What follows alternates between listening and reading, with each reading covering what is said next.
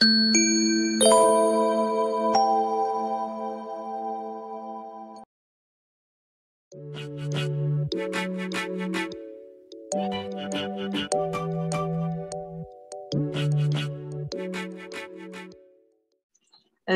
друзі, я хочу представити вам нашого гостя. Колін Бойс є членом Теософського товариства з 1969 року. Він народився в Канаді, і там же в Канаді у віці 18 років він вступив до Теософської ложі, але згодом переїхав жити до Великої Британії. Він сам за фахом є радіожурналістом, а переїхавши до Великої Британії, він почав співробітництво з журналом Теософського товариства Великої Британії «Інсайт». Вони видають такий журнал у себе в країні. І, крім того, він зараз є національним лектором Великої Британії і членом лондонської ложі Олени Петрівни Блаватської, саме тої ложі, яка була заснована Оленою Петрівною. Now, please, Colin, you can start your talk and your presentation. We are happy to make acquaintance with you. I must say the pleasure is all mine, and I actually do have, through marriage or through my own sister's marriage, a link with your esteemed country, because the grandfather of my eldest sister's husband came from the Ukraine, and he moved to the western Pacific province of British Columbia in Canada, where Ernie Andrew Chow and my sister Carolyn and their children have lived ever since. So it's especially auspicious that I've come all the way to Britain to live, and now I'm invited to speak in a great country who has a distant link with myself. So nothing happens by accident, as they say. Но он говорит, что у него есть некоторые связи с Украиной. Его прадед был родом из Украины. В свое время он ехал жить в Канаду, и потом уже мистер Колин переехал в Англию, поэтому у него особое отношение к Украине, и он считает, что все эти события были не случайные, это было не випадково, як то кажуть. Well, Mr. Colin, go on. Thank you again. In the summer of 1831, the ghoul of cholera was haunting the Ukraine steppe, decimating towns and villages in its insatiable greed for corpses. Not excluded from its terrifying itinerary was the town of Ekaterinoslav, in English, Glory of Catherine, on the banks of the Dnieper, some 100 leagues from where that great river meets the Black Sea. Влітку 1831 року холерний упир переслідував український степ, винищуючи міста й села у своїй ненаситній жадібності до знищення. З його жахливого маршруту не було виключено і місто Катеринослав на березі Дніпра, за кількасот кілометрів від того місця, де ця велика ріка впадає у Чорне море. So writes Howard Murford in the introduction in his book, When Daylight Comes. Так пише Ховард Мёрфорд у вступній частині його книги «Коли приходить світло». Mr. Murford continues, there seemed to be constant funerals moving along its wide streets, and a pall of fear hung over the town. In the great mansion of Andrei Mikhailovich Faddeev, there had been several deaths. But on the night of 11 August, in the Gregorian calendar, a different kind of event was taking place. At 1:42 a.m. on the 12th, his delicate daughter, Helena Andreyevna von Hahn, gave premature birth to her first child. The baby, a girl, was so weak and puny that her sojourn in the world of cadavers and coffins threatened to be a very brief one indeed.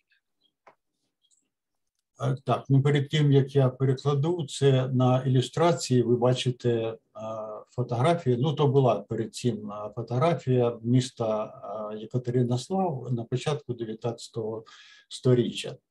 Так, він продовжує, цей письменник Мьорфет. Здавалось, що по широких вулицях постійно рухаються похоронні процесії, і жах висить над містом. У великому особняку Андрія Михайловича Фадєєва сталося кілька смертей, але в ніч на 11 серпня за Григоріанським календарем відбулася інша подія. 12 числа о 1 годині 42 хвилині ранку його тендітна дочка Олена Олександрівна фон Ган передчасно народила первістка. Дитина, дівчинка, була настільки слабкою і кволою, що її перебування у світі мертвеців і трун загороджувало стати справді дуже коротким. Go on. Given the weakness of the child, it was decided to arrange an immediate baptism. With the baby only 24 hours old, several members of the household and friends gathered in the largest room for the ceremony. Amongst the candle bearers present was a 3-year-old aunt of the newborn, who stood behind the officiating priest. As the ceremony droned on, the 3-year-old grew drowsy and sat on the floor. Eventually, she nodded off, and the candles slanted towards the priest's robes, which caught fire, but not before the baptism was completed and Helena Petrovna von Hahn was christened. Враховуючи слабкість дитини, було вирішено влаштувати негайне хрещення. З дитиною, якій було лише 24 години від народження, кілька домочадців і друзів зібрались в найбільшій кімнаті для церемонії. Серед присутніх свічників була 3-річна молоденька або маленька тітка новородженої, яка стояла позаду священника. Під монотонні звуки церемонії 3-річна дитина відчула сонливість і сіла на підлогу. Зрештою, вона заснула, і свічка, нахилившись, підпалила рясу священника. Але це вже трапилось після того, як хрещення було завершено, і Олена Петрівна фон Ган стала хрещенною. На слайді ви бачите портрет, написана картина О.П.Б. і її матері в музеї Блаватського, Дніпро, Україна. Well, go on. Superstitious townsfolk said this was a bad omen and that Helena would lead a stormy life. Popular Russian legends held that the date of her birth foreshadowed outstanding psychic ability and that she would have second sight or clairvoyance and be wise in the way of witches. Забобонні жителі міста сказали, що це дуже погана прикмета, і що Олена буде вести бурхливий спосіб життя. Популярні російські легенди стверджували, що дата її народження передвіщала видатні екстрасенсорні здібності, і що вона матиме другий зір або ясновідення, і буде мудрою на шляху відьом. Helena was a headstrong, rebellious child with an innate psychic ability that amazed those around her. She had encounters on subtle levels, And in accordance with her social position, she received an excellent education. She learned foreign languages, was introduced to the natural sciences, and received music lessons. Олена була свавільною, непокірною дитиною, з вродженими екстрасенсорними здібностями, які вражали оточуючих. У неї були зустрічі на тонких рівнях. Відповідно до свого соціального становища, вона здобула прекрасну освіту. Вона вивчала іноземні мови, знайомилась з природознавством і іншими науками і отримувала уроки музики.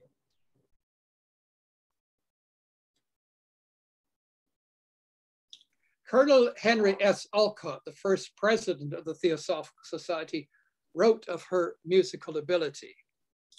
Полковник Генрі Олкотт, перший президент Теософського товариства, писав про її музичні здібності наступне.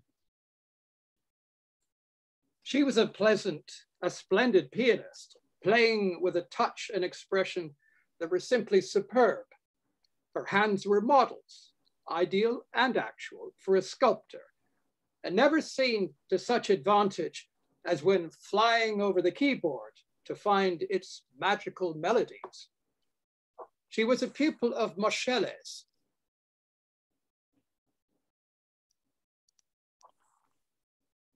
And when in London, as a young girl, with her father, played at a charity concert with Madame Clara Schumann and Madame Arabella Goddard in a piece of Schumann's for 3 pianos.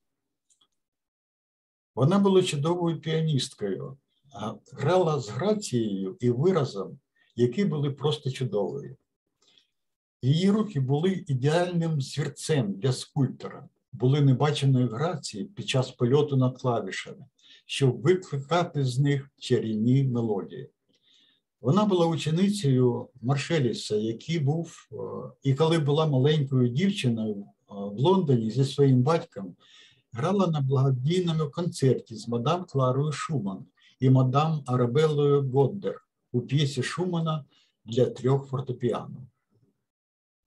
And William Kingsland, a fellow theosophist, gave this account.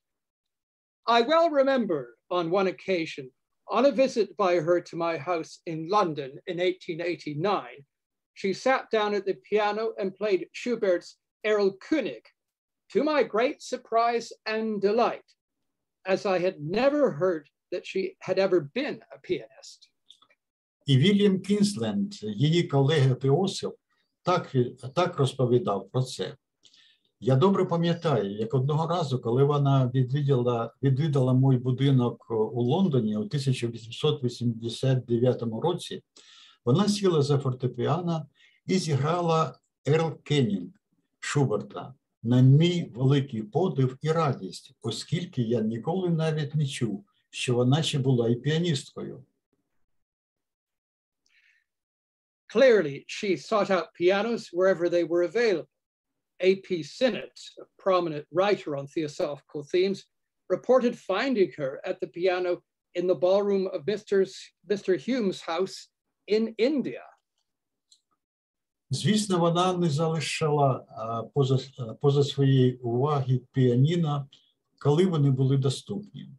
Сіннет, видатний письменник-теософ, одного разу написав, що знайшов її біля піаніно в бальній залі будинку містера Юма в Індії.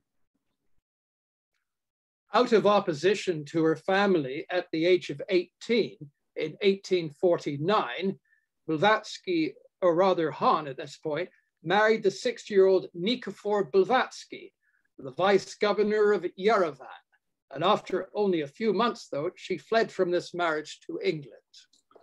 У 1849 році, у 18-річному віці, вона вийшла заміж за 60-річного Никифора Блаватського, віце-губернатора Єревана. Всього через кілька місяців вона втекла від цього шлюбу до Англії. In her sketchbook, which is now in the Adyar archives in India, Blavatsky says that she met her teacher, Master Moria, a picture of which is on the screen, in the physical body for the first time on her 20th birthday in 1851 at Ramsgate, a seaside town some 70 miles from London. However, she told Countess Constant Wachtmeister, her confidant, that Ramsgate was a blind and that this really took place in Hyde Park in London. У своєму альбомі для ескізів, який зараз знаходиться в архіві Адяру, Блаватська розповідає, що вона вперше зустріла свого вчителя, майстра Морію у фізичному тілі. Тоді якраз був його портрет на екрані. Зустріла у фізичному тілі на свій 20-й день народження в 1851 році в Рамсгейті, приморському містечку, приблизно в 70 милях від Лондона. Однак вона казала графіні Констанції Вахмайстер, її довіреній особі, що Рамсгейт був оманою і що це сталося в Гайд-парку в Лондоні. It's almost certain that H.P.B. was in London in the summer of 1854 because she says that she met her master again in the house of a stranger in England, where he had come in the company of a dethroned native prince. This was undoubtedly Prince Duleep Singh, the Maharaja of Lahore. Майже напевне, H.P.B. Олена Петрівна перебувала в Лондоні влітку 1854 року, тому що вона розповідає, що знову зустріла свого вчителя, цитата, в домі незнайомця в Англії, куди він прибув у компанії скинутого з трону принца, кінець цитати. Це, безумовно, був принц Дуліп Сінг, Махараджа з Лахору. From this point on until 1875, Blavatsky was constantly traveling all over the world with only short breaks. Her father supported her financially, giving her the means of subsistence. But there also have been times in her life when she had to make a living with piano concerts in London and later in New York with homework, with the production of artificial flowers. З цього моменту до 1875 року Блаватська постійно подорожувала по всьому світі лише з короткими перервами. Батько підтримував її матеріально, даючи кошти для існування. Але також були моменти в її житті, коли їй доводилось заробляти на життя фортепіанними концертами в Лондоні, а потім у Нью-Йорку, заробляла надомним виготовленням штучних квітів. After various journeys through South and North America, Blavatsky came to Tibet in 1855, where she received comprehensive occult training from the master. In 1858, she returned to Russia and spent a few years with her relatives in the Caucasus. In 1863, she traveled extensively through the Balkans, Egypt, Syria, and Italy. In 1868, she traveled once more to see the master in India and Tibet. She then came to Paris via Greece, Palestine, Lebanon, and Odessa in the Ukraine. Так, на слайде у нас хрустальный дворец, это Гайд-парк, Лондон, во время Великой выставки в 1851 году. Взято з Вікіпедії. Далі переклад. Після різноманітних подорожей Південною та Північною Америкою Блаватська прибула до Тибету в 1855 році, де отримала всебічну окультну підготовку від майстра. У 1858 році вона повернулася до Росії і кілька років провела у своїх родичів на Кавказі. У 1863 році вона багато подорожувала Балканами, Єгиптом, Сірією та Італією. У 1868 році вона знову подорожувала, щоб побачити майстра в Індії та Тибеті. Потім вона прибула до Парижа через Грецію, Палестину, Ліван та Одесу. On the advice of her master, she went to New York in 1873, and it was here that her public work began. After meeting Henry Steele Olcott and William Quan Judge, they jointly founded the Theosophical Society. За порадою свого майстра, в 1873 році вона поїхала до Нью-Йорку. Саме тут почалась її громадська робота. Після зустрічі з полковником Генрі Стіл Олкотом та Вільямом Кван Джаджем вони спільно заснували Теософське товариство. H.P. Blavatsky's first major literary effort was Isis Unveiled. The book was started in 1875, a few months before the formation of the Theosophical Society. Although at the time HPB did not know what was to become of the growing pile of manuscripts. Першою великою літературною роботою Олени Петрівни Блаватської була викрита Ізіда. Цю книгу вона почала в 1875 році, за кілька місяців до утворення Теософського товариства. Хоча на той час Блаватська не знала, що буде робити зі зростаючою купою рукописів. Described as a master key to the mysteries of ancient and modern science and theology, the book was published in 2 volumes in September 1877 and quickly became a classic in occult literature. 2 large editions of this epoch-making work were sold immediately, and new editions have been appearing ever since. Описана як ключ до таємниць стародавньої та сучасної науки та теології, книга була опублікована у 2 томах у вересні 1877 року, швидко ставши класикою в окультній літературі. Одразу було продано 2 великих тиражу цього епохального твору, і відтоді з'являються все нові і нові видання. Blavatsky and Olcott remained in New York City until 1878, when in December of that year, they and a couple of friends left for India via England. She would never return to the US again. The party arrived in London in early January 1879 and spent 2 weeks at the house of Dr. and Mrs. Billy. Later that month, they sailed for Bombay. Блаватська і Олкот залишались в Нью-Йорку до 1878 року, коли в грудні вони з парою друзів виїхали до Індії через Англію. Вона більше не поверталась до Америки. Вони прибули до Лондона на початку січня 1879 року і провели 2 тижні в будинку доктора Білінг і її дружини місіс Білінг. Пізніше того ж місяця вони вирушили морем до Бомбея. In 1882, Blavatsky had moved the headquarters of the Theosophical Society from America to Adyar, near Madras in India. She lived and worked there until March 1885. У 1882 році Блаватська перенесла штаб-квартиру Теософського товариства з Америки в Адяр, поблизу Мадраса. Там вона жила і працювала до березня 1885 року.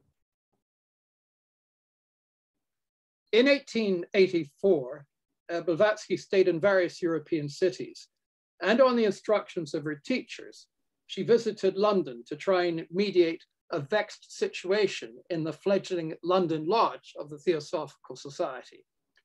The protagonist, Anna Kingsford, was unhappy with the direction of the branch and proposed that 2 sections be created in the lodge, one to pursue exclusively the teachings of the Tibetan Mahatmas and to be led by A.P. Sinnett, and a second to encourage the study of esoteric Christianity. A meeting was arranged on 7 April to discuss these proposals, chaired by President Olcott. He had tried to create an atmosphere of calm during heated exchanges. У 1884 році вона зупинялась в різних європейських містах і за вказівкою своїх вчителів відвідала Лондон, щоб спробувати вирішити неприємну ситуацію в молодій лондонській ложі Теософського товариства. Член товариства Аліна Кінсфорд була незадоволена керівництвом філії і запропонувала створити в ложі дві секції. Одну для дотримання виключно вчення тибетських махатм, очолювану Сінетом, а другу для заохочення вивчення езотеричного християнства. 7 квітня була організована зустріч для обговорення цих пропозицій під головуванням президента Олькота. Під час гарячих дискусій він намагався створити атмосферу спокою. Suddenly, everything went quiet when, as Howard Murphy describes it, a stout lady was seen by a few to walk into the meeting and unobtrusively take a seat at the long darkened room. Soon afterward, one of the speakers in the dispute referred to some previous action of Madame Blavatsky's. "That's so," remarked the stout lady loudly. Раптом все затихло. Коли, як це описує Говард Мерферт, декілька побачили товсту леді, яка зайшла на збори і непомітно сіла в довгій затемненій кімнаті. Невдовзі один із виступаючих у суперечці згадав про якісь попередні дії мадам Блаватської. «Це так», – голосно зауважила кремезна леді. The meeting broke up in confusion, and angry emotions turned to those of joy. A crowd gathered around her with her disciple Mohini Chatterjee on his knees at the feet of his adored teacher H.P.B. Зустріч перейшла у сум'ятицю. Гнівні емоції перетворились на радісні. Навколо неї зібрався натовп, а її учень Мохіні Чатереджі стояв на колінях біля ніг його обожнюваного вчителя Олени Петрівни Блаватської. Asked how she had known the meeting was at Chambers in Lincoln's Inn and had found her way from the railway station, H.P.B. answered simply, "I followed my occult nose." На запитання, як вона дізналася, що зустріч відбувається у приміщенні кафе «Лінкольн» і як вона знайшла шлях від залізничного вокзалу, Олена Петрівна відповіла просто: «Я пішла за своїм окультним носом». Blavatsky had been staying with the Synods and after a week returned to her base in Paris. She again returned to England in June for a period of 6 weeks, during which time in London and Cambridge, she met with principal figures in the Society for Psychical Research, which had recently been formed. Блаватська залишалась у Синетів і через тиждень повернулась на свою базу у Парижі. У червні вона знову повернулась до Англії на 6 тижнів, протягом яких у Лондоні та Кембриджі вона зустрілась з головними діячами товариства психічних досліджень, яке було створено незадовго до того. But her return to India would be short-lived after allegations of fraud surfaced in connection with the infamous Hodgson report. For the sake of her health and that of the Theosophical Society, it was felt best for her to leave India for a less stifling climate. And so she did in 1885, never to return to India. Але її повернення до Індії було недовгим, внаслідок того, що з'явились звинувачення у шахрайстві, викладені у сумнозвісному звіті Ходсона. Заради свого здоров'я та здоров'я Теософського товариства їй було краще залишити Індію і переїхати в менш задушливий клімат. Так вона і зробила в 1885 році, щоб більше ніколи не повернутися до Індії. She stayed in Torre del Greco, Italy for about 3 months, and in August decided to go to Würzburg near Munich in Germany. With the regaining of her health, she started working in a systematic way on her next book, The Secret Doctrine. Вона пробула в Торе-дель-Греко, Італія, близько 3 місяців, а в серпні вирішила поїхати до Вюрцбургу, поблизу Мюнхена, Німеччина. З відновленням здоров'я вона почала систематично працювати над своєю наступною книгою «Таємна доктрина». H.P.B., as she had become known to her friends, then moved to Ostend in Belgium, where she continued working on the book and finished it after moving to London, where she had the help of a group of young members.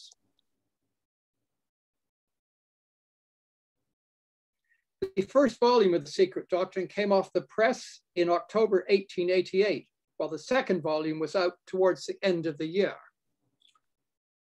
H.P.B., як її називали друзі, потім переїхала в Остенде, Бельгія, де продовжувала роботу над книгою і закінчила її після переїзду до Лондона, де їй допомагала група молодих членів товариства. Перший том «Таємної доктрини» вийшов з друку в жовтні 1888 року, а другий том вийшов наприкінці року. For some time, Archibald and his uncle Bertram Keighley had been asking Blavatsky to move to London, where she would find a band of devoted young workers to help her in her project. And on the 1st of May, 1887, the two of them collected her from Ostend. Деякий час Арчибальд та його дядька Бертман Кейтлі просили її переїхати до Лондона, де вона знайде групу відданих молодих працівників, які допоможуть їй у проєкті. А 1 травня 1887 року вони її забрали з Остенду. Blavatsky related this in her characteristic humorous way. She says, a deputation from London came to Ostend, packed me up and brought me over, kidneys, paralyzed legs and all. A pretty piece of luggage. Блаватська розповідала про це в характерній для неї гумористичній манері. Вона казала, депутація з Лондона приїхала до Остенди, зібрали мене і повезли. Хворі нирки, паралізовані ноги і все таке інше. Гарний предмет багажу. Her new home was a small house called Maycott in South London, which was owned by the famous author Mabel Collins. And she says, where there are 3 people in my 2 rooms, half the size of my Ostend bedroom, we tread uninterruptedly on each other's corns, she wrote to Countess Wachtmeister in Sweden. Usually, though, there were far more than 3, especially when a wealthy young bachelor, James Thornton, was present in the company of his 5 great dames, as Blavatsky described it, like herrings in a barrel. Її новим будинком був невеликий будинок під назвою Мейкот на півдні Лондона, який належав відомій письменниці Мейбл Колінс. Вона писала, коли в моїх 2 кімнатах половину розміру спальні в Остенді перебуває 3 людей, ми безперервно топчемось на мозолях один одного, писала Олена Петрівна графіні Вайхмейстер у Швецію. Зазвичай їх було набагато більше 3, особливо коли заможній молодий парубок Торнтон приходив у компанії своїх 5 датських добів. Блаватська писала про це, як оселедці в бочці. She soon gathered around her an enthusiastic chorus students and helpers. Blavatsky was like a queen bee at the center, writing and directing during the daylight hours, and in the evening, talking, discussing, and teaching.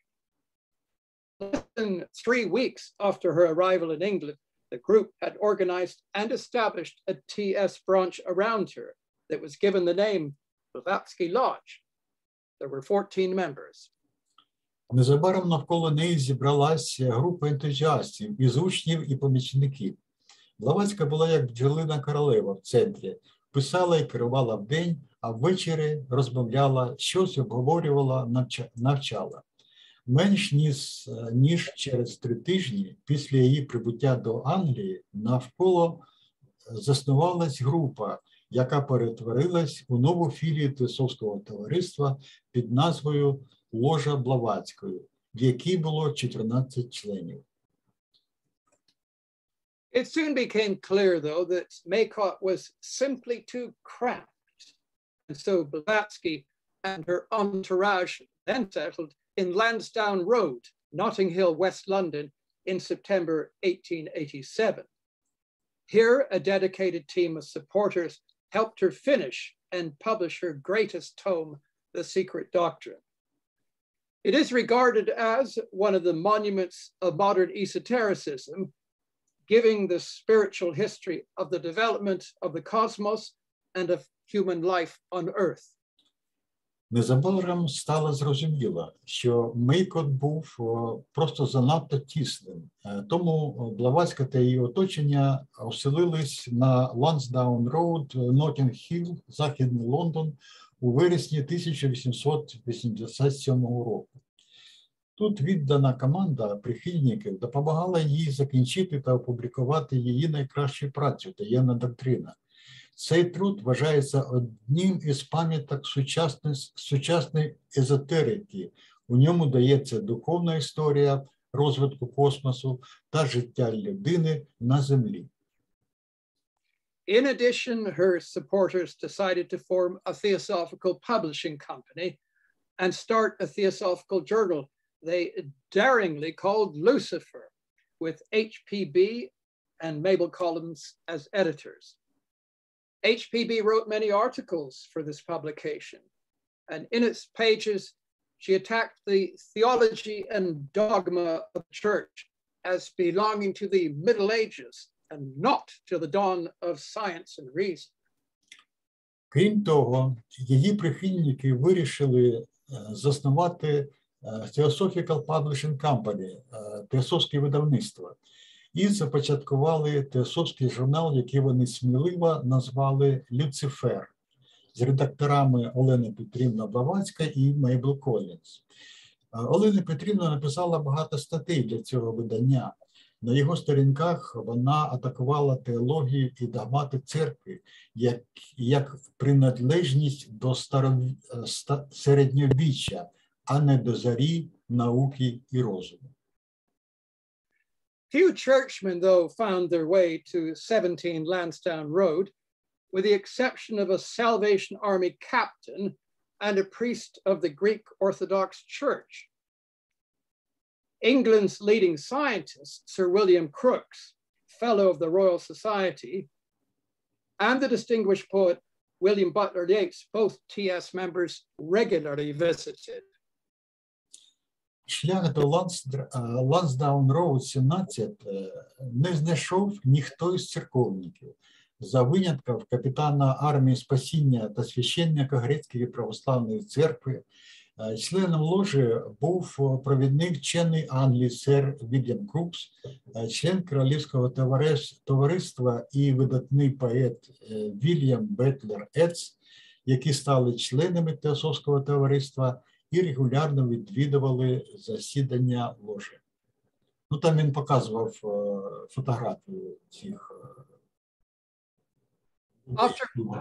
Yes, okay, go on. After the publishing of The Secret Doctrine, the Lodge met regularly to discuss with H.P.B. any obscure points they found in its first volume. The dialogues that they held were particularly, or rather partially published under the title Transactions of the Blavatsky Lodge. And later, a complete version was published as The Secret Doctrine Commentaries. In these meetings, the content of another important book by H.P.B., The Key to Theosophy, was also discussed prior to its publication in 1889. Після публікації «Таємної доктрини» ложа регулярно збиралась, щоб обговорювати з Оленою Петрівною будь-які незрозумілі моменти, які вони зустрічали в першому томі. Діалоги, які вони проводили, були частково опубліковані під назвою «Діяльність ложі Блаватської», а згодом повна версія була опублікована як коментарі до таємної доктрини. На цих зустрічах також обговорювався зміст іншої важливої книги Олени Петрівни «Ключ до теософії», до того, як ця книга була опублікована у 1889 році. Запутався. As long ago as 1881, Blavatsky and Olcott had discussed reconstructing the organization on a different basis, putting forward more prominently the brotherhood, and keeping occultism more undercover, in short, to have a secret society for it. This was the germ of the future esoteric section of the Theosophical Society, formed in October 1888, in response to requests by many earnest members to have esoteric teachings given by H.P.Blavatsky. Ще у 1881 році Блаватська і Олькот обговорювали реконструкцію організації на іншій основі, зробивши більш примітним братство і тримаючи окультизм більше під прикриттям. Одним словом, створити при ньому таємне товариство. Це був зародок майбутньої езотеричної секції Теософського товариства, утвореної в жовтні 1888 року у відповідь на прохання багатьох членів про більш поглиблене вивчення езотеричних знань, що були надані Олені Петрівною Блаватською. In August 1890, HPB formed an inner group of this section, mainly with some of her students living in London at the time. The group held its meetings weekly in HPB's new place owned by Annie Besant. And this was at 19 Avenue Road, North London, in a room specially built for it. Participants would ask questions in regards to the esoteric philosophy, spiritual practices of theosophy, and HPB would reply. У серпні 1890 році Олена Петрівна сформувала внутрішню групу цієї секції, в основному з декількох її учнів, які на той час проживали в Лондоні. Група проводила свої збори щотижня в новому місці мешкання Олени Петрівни, яке належало Анні Безант, на 19 Avenue Road на півночі Лондона, у кімнаті спеціально побудованої для неї. Учасники задавали питання щодо духовних практик езотеричної філософії, а Олена Петрівна відповідала. In July 1889, Blavatsky went to Fontainebleau in France for a few weeks' rest. And there she wrote most of the material that would turn into the mystical theosophical work known as The Voice of the Silence. This book is a translation of 3 treatises contained in a secret work, the Book of the Golden Precepts, which she had learnt by heart during her training in Tibet. У липні 1889 року Блаватська поїхала до Фонтенбле, Франція, на кількатижневий відпочинок. Там вона написала більшість матеріалу, який перетворився на містичну теософську роботу, відому як «Голос безмовності». Ця книга є перекладом 3 трактатів, які містяться в таємній праці «Книга золотих правил», яку вона вивчила на пам'ять під час навчання у Тибеті. In April 1891, a very serious epidemic of influenza struck London. Practically the entire staff at 19 Avenue Road was affected, with 3 of them at death's door. In the last week of the month, HPB herself developed a high fever. This was followed by an abscess in her throat, and then another on the bronchial tubes, which made her progressively weaker. У квітні 1891 року Лондон охопила дуже серйозна епідемія грипу. Практично весь персонал на 19 Avenue Road постраждав, 3 з них були на порозі смерті. Останній тиждень місяця у Олені Петрівни піднялась дуже висока температура. Після цього з'явився абсцес у горлі, а потім ще один у бронхах, через що вона поступово слабшала. Though her condition improved slightly in early May, she said she felt she was dying. And on the 8th of May, seated in her chair, she passed away at 2:25 p.m. GMT. H.P.B., the heroic, lonely figure of light in an age of cold, hard darkness, had departed. Хоча її стан трохи покращився, на початку травня вона сказала, що відчуває, що вмирає. 8 травня, сидячи в креслі, вона померла о 14 годині 25 хвилин за Грінвічем. Олена Петрівна Блаватська, героїчна самотня постать світла в епоху холодної суворої темряви, пішла. H.P.B. had left instructions that no parade or show of any kind should be made over her body. Her body was cremated at Woking Crematorium, Surrey, near London, on the 11th of May, 1891. G.R.S. Mead, General Secretary of the European Section, and Blavatsky's private secretary, addressed the small assembly of officers, staff, and friends, and then the ashes were returned to her own rooms. Олена Петрівна залишила вказівки, що над її тілом не можна влаштовувати жодного параду чи шоу.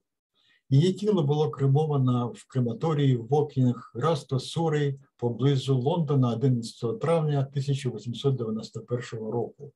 Генеральний секретар Європейської секції та особистий секретар Олени Петрівни Мід виступив перед невеликою групою членів Теософського товариства, персоналу та друзів Олени Петрівни, а потім урна з прахом була відвезена до її власної кімнати. Some of the ashes are buried under the Blavatsky and Olcott statues in the Adyar headquarters that they had established in 1882. Частина праху зараз похована під статуями Блаватської та Олкота в штаб-квартирі Адяра, який був заснований у 1882 році. William Kingsland, who was president of Blavatsky Lodge at the time of Blavatsky's death, wrote, "She taught us theosophy not as a religion or a philosophy or a creed or even a working hypothesis, but rather as a living power in our lives." Вільям Кінсленд, який був президентом ложі Блаватської на момент смерті Олени Петрівни, написав: "Вона навчала нас теософії не як релігії, чи філософії, чи віровчення, чи робочої гіпотези, а як живої сили в нашому житті." As Colonel Olcott himself said, H.P.B.'s enthusiasm was a quenchless flame in which all philosophers lit their torches. Як сказав полковник Олькот, ентузіазм Олени Петрівни Блаватської був невгасимим полум'ям, від якого всі наші теософи запалили свої смолоскипи. As befits the title of this short lecture, Blavatsky was the light bringer of theosophy, sometimes known as the ageless wisdom, the sacred science, or the perennial philosophy. І як вказано у назві цієї короткої лекції, Блаватська була світлоносцем теософії, іноді відомі як позачасова мудрість, священна наука або вічна філософія. But I should like to give the final say to T.H. Redfern. In his booklet, Work and Worth of Madame Blavatsky, he says, "Those of us who have studied her work recognize the heroic character of her life, are grateful for her contribution to the upliftment of mankind, and will continue to work unremittingly for the fulfillment of all this great woman stood for. Але завершити свій виступ я б хотів словами Редферна. У своєму буклеті «Робота і цінність мадам Блаватської» він говорить: ті з нас, хто вивчав її творчість, визнає героїчність її життя, вдячні за її внесок у зростання людства і будуть продовжувати невпинно працювати для здійснення всього, за що стояла ця велика жінка. And I would like to close with a poem of Blavatsky's, which actually dates back to my first days in joining the society nearly 52 years ago in Vancouver, Canada. This meeting, our meetings there were opened and closed with these wise words. And I've transferred that same incentive to the local branch here in South Essex in England to begin and end meetings. Hope you find it uplifting. The Golden Stairs. Ну, я б хотів завершити свою доповідь тим, що завжди є свого роду слоганом або незмінною частиною принципів занять усіх теософських груп, які відвідував в Англії. Це золоті сходини Олени Петрівни Блаватської. The Golden Stairs, a clean life, an open mind, a pure heart, an eager intellect. Золоті сходи, чисте життя, відкритий розум, чисте серце, допитливий розум. An unveiled spiritual perception of brotherliness for all. Якість духовного сприйняття, братське почуття до всіх. A readiness to give and receive advice and instruction. Готовність давати та отримувати поради та інструкції. A courageous endurance of personal injustice. Відважне терпіння особистої несправедливості. A brave declaration of principles. Відважна декларація принципів. A valiant defense of those who are unjustly attacked. Доблесний захист тих, на кого несправедливо нападають. A constant eye to the ideal of human progression and perfection. Постійний погляд спрямований на ідеали людського прогресу та досконалості. Which the sacred science depicts. Що зображує священна наука. These are the golden stairs, the steps of which. Це золоті сходи, які приведуть. The learner must climb to the temple of divine wisdom. Які приведуть учня до храму божественної мудрості. О.П. Блаватська. Олена Петрівна Блаватська.